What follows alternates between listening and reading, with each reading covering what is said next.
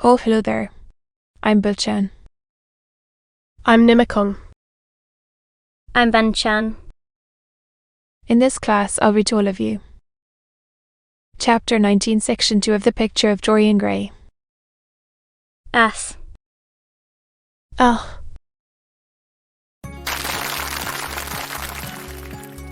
The picture of Dorian Gray. Oscar Wilde. Chapter 19, Section 2.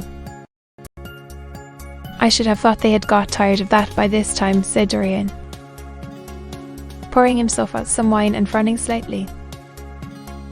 My dear boy, they have only been talking about it for 6 weeks.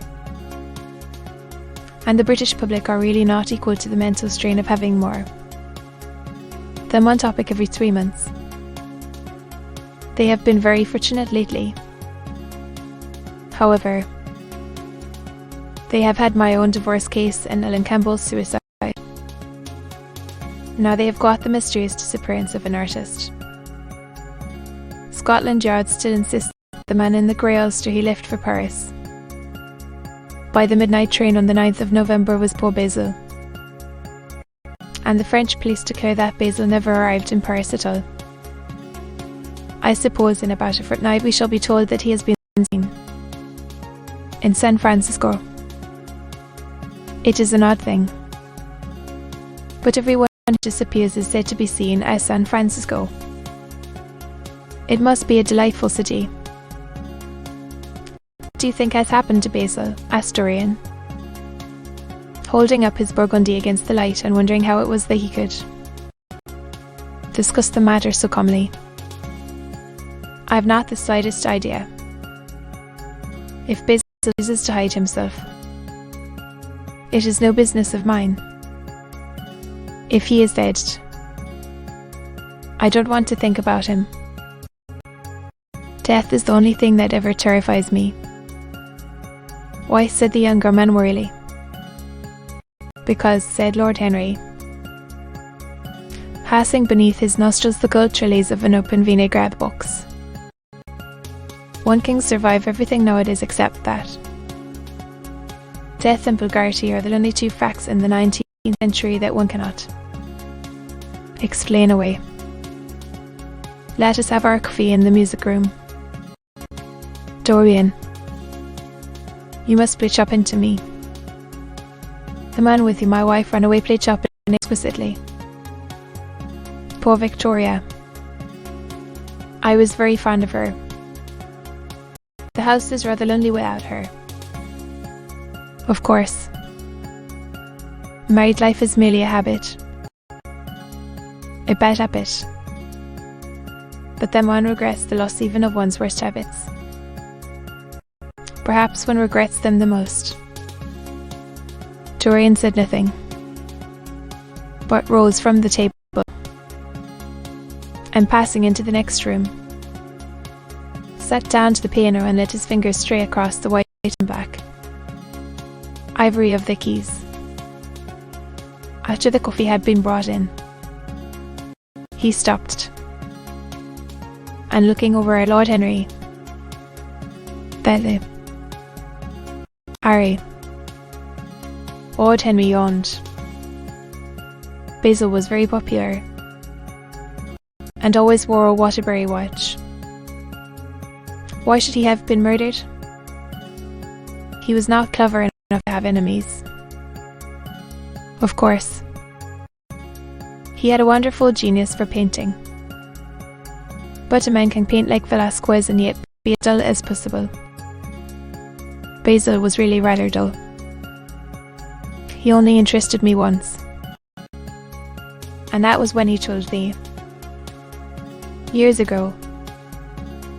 I was very fond of Basil, said Dorian with a note of sadness in his voice. Well, some of the papers do. It does not seem to me to be at all probable. I know there are dreadful places in Paris. Basil was not the sort of man to have gone to them. He had no curiosity. What would you say? Harry, If I told you that I had murdered Basil, said the younger man. He watched him intently after he had spoken. I would say, my fellow, that you are posing for a character that doesn't suit you. All crime is vulgar, just as all vulgarity is crime. It is not in you, Dorian, to commit a murder. I am sorry if I hurt your vanity by saying so, but I assure you it is true. Crime belongs exclusively to the lower orders. I don't blame them in the smallest degree. I should fancy that crime was to them what art is chess. A method of procuring sensations? Do you think, then, that a man who has once committed a murder could possibly do the same crime again? Or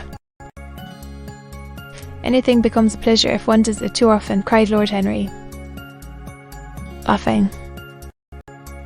That is one of the most important secrets of life, I should fancy.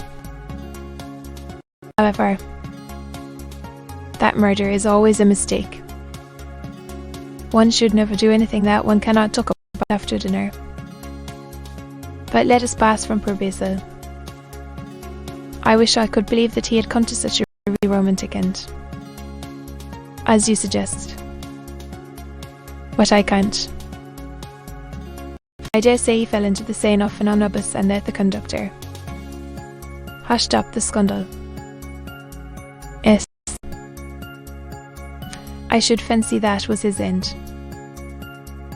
I see him lying now on his back under those dull green waters, with the heavy barges floating over him and long weeds catching in his hair. Do you know, I don't think he would have done much more good work. Dorian heaved a sigh, and Lord Henry strolled across the room and began to stroke the head of a curious jolly Aloud, grey plumaged bird with pink crest and tail, that was balancing itself upon a bamboo perch. As pointed fingers touched it, it dropped the white scruff of crinkled lids over her back. Glass-like eyes began to sway backwards and forwards. To be continued.